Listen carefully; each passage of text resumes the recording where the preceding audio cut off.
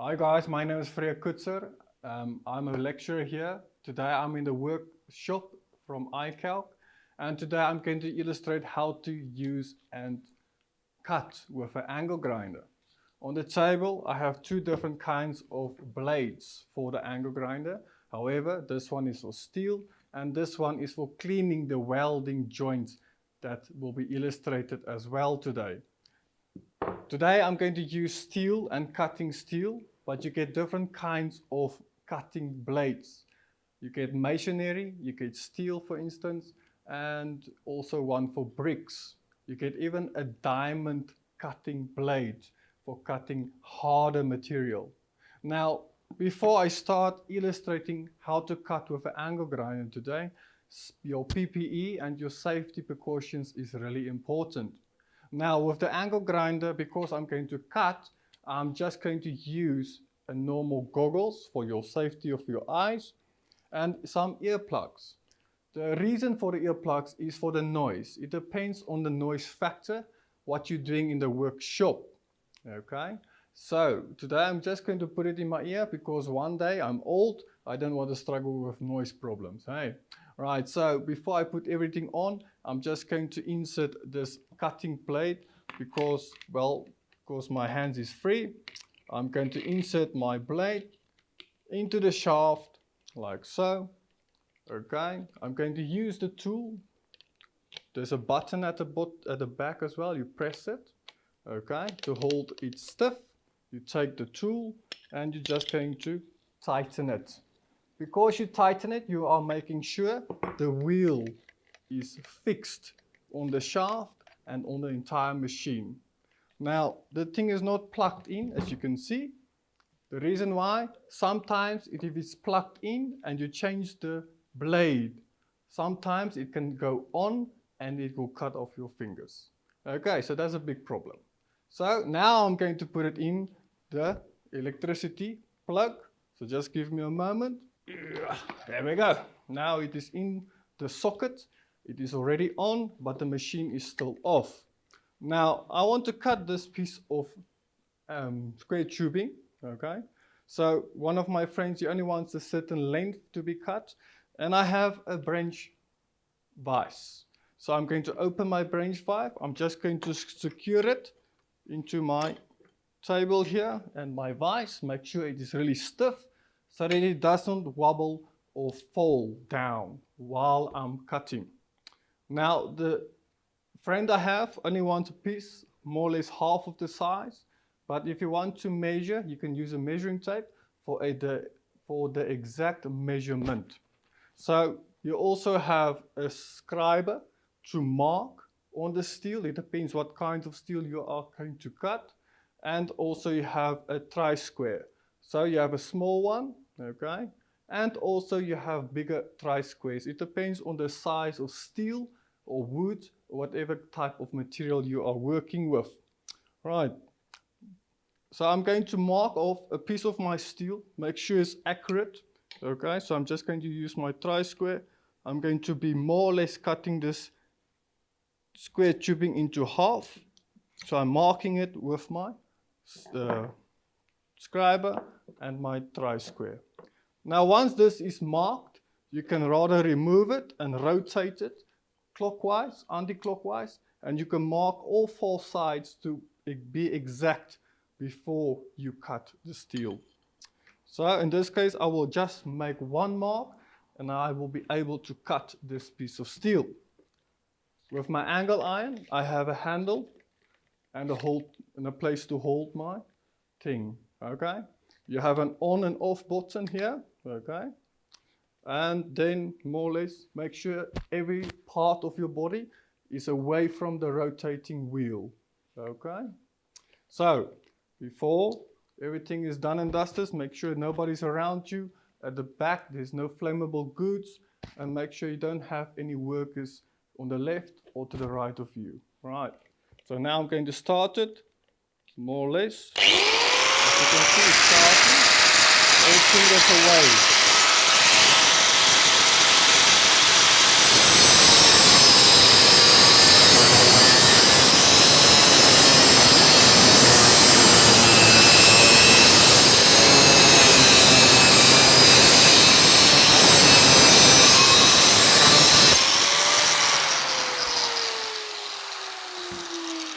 Now,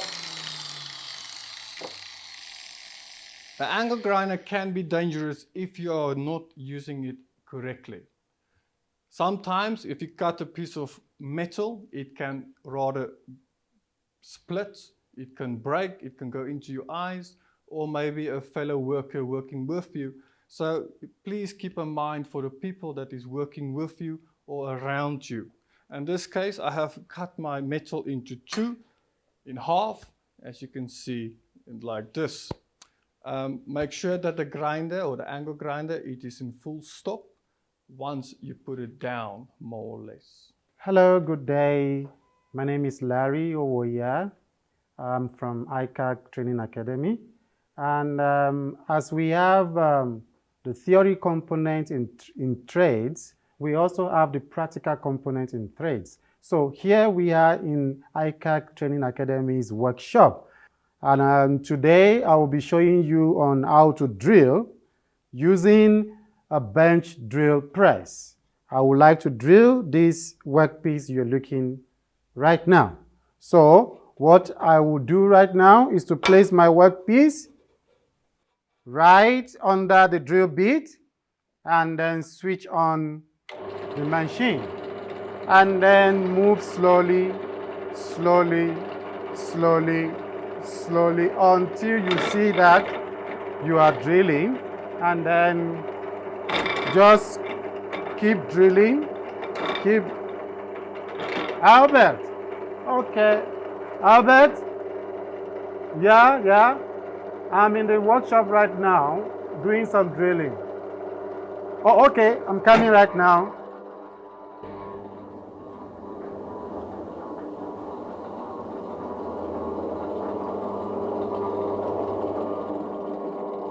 Okay, guys, I would like you to watch the video over and over again and tell me what I am doing wrong.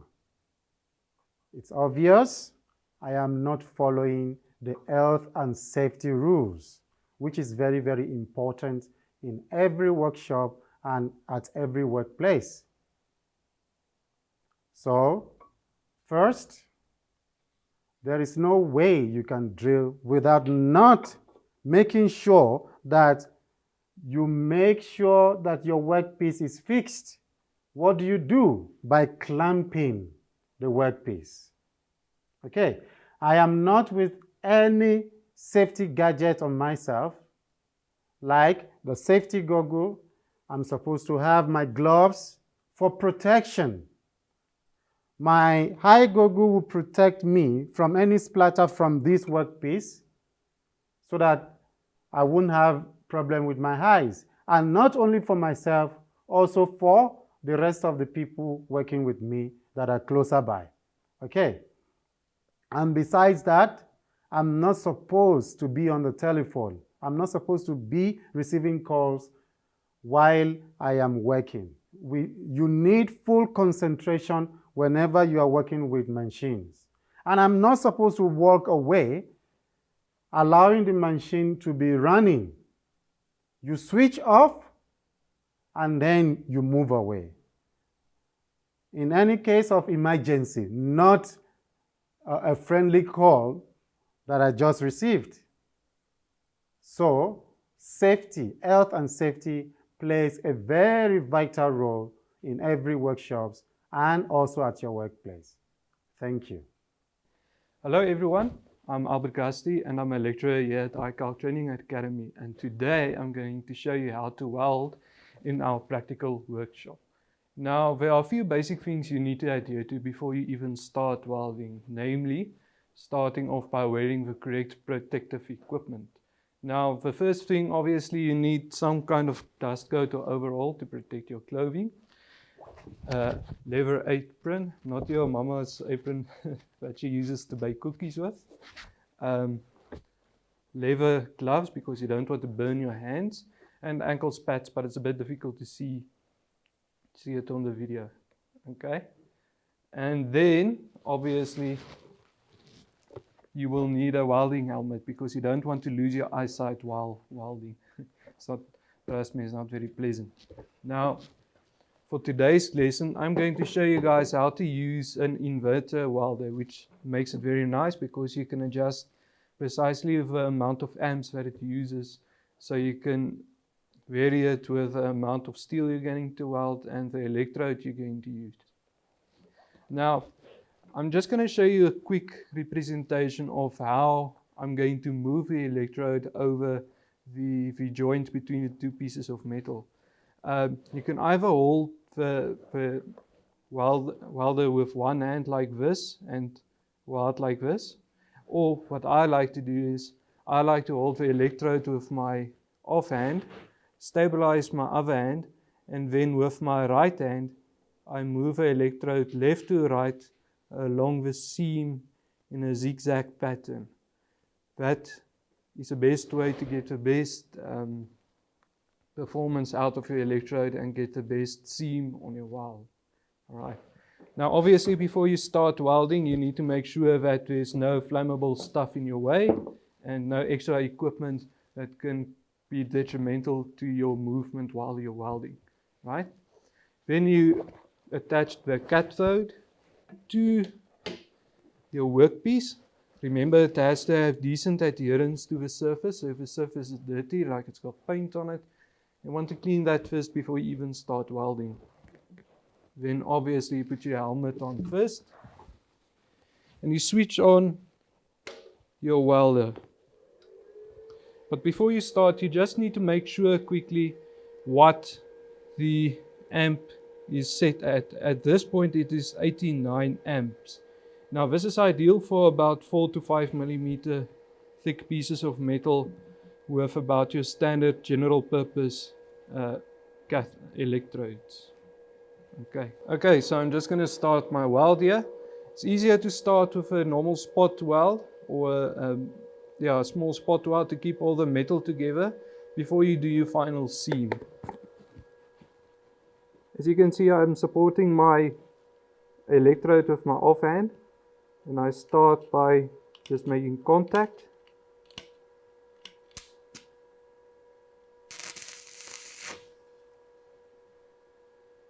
And I'm making a few spot welds to make sure that the metal sits together perfectly. Right? When I'm done, I can remove my clamp. Right. And when my clamp is removed, I can start to do my final weld.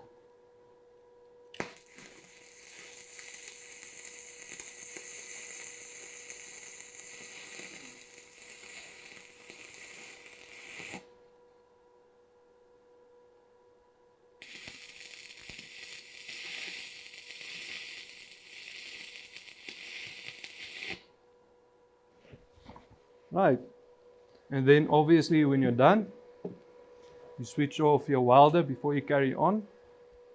Then you take your chipping hammer and you grab your safety, sorry, I forgot this. And then when you're finished welding, you use your chipping hammer along with your protective equipment. In this case, I'm using a face shield to remove a flux.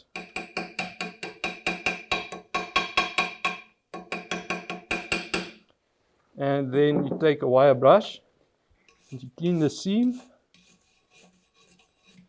And then afterwards, you can now go and grind the seam and clean the seam up nicely and paint it and do whatever you want to. Just make sure before you do the final weld that your measurements and your angles are still correct before you carry on the final weld, and you should be fine.